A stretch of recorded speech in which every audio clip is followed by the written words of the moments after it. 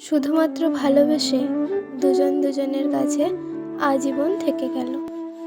এই থিওরি আমি আর মানি না। কারোর সাথে সারা জীবন কাটাতেই হবে এমন মাথার দিব্যি তো কেউ দেয়নি।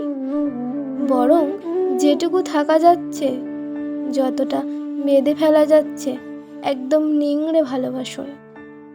তাতে এক ফোঁটা ভেজাল না থাকে, এতটুকু ফাঁক না থেকে যায়।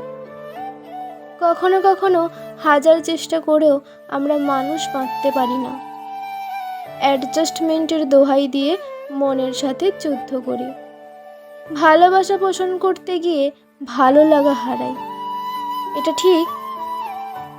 কিন্তু সব ছেড়ে বেরিয়ে আসার সময় পেছন ঘুরে একবার তাকাবেন। ওই দূরে দাঁড়িয়ে থাকা মানুষটার চোখে যদি বৃষ্টির আগের আকাশটার মতো ঘোলাটে মনে হয়, তবু জোর করে টেনে আনা একটা হাসি লেগে থাকে মুখে।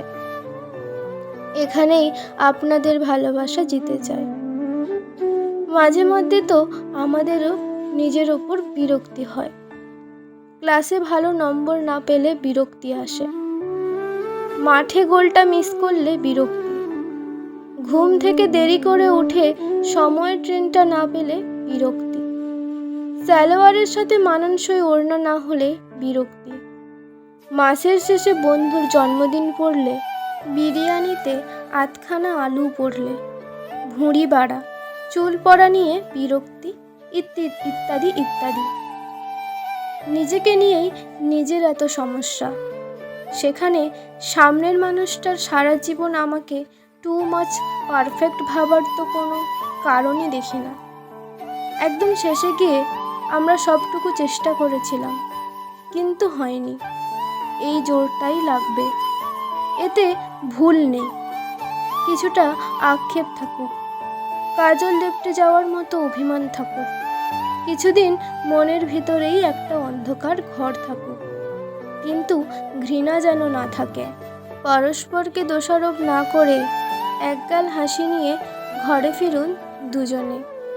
কলমে অয়ন মুখার্জি নীল। তো বন্ধুরা, আমার ভিডিওটা যদি তোমাদের ভালো লেগে থাকে তাহলে প্লিজ লাইক, কমেন্ট, শেয়ার করে দিও।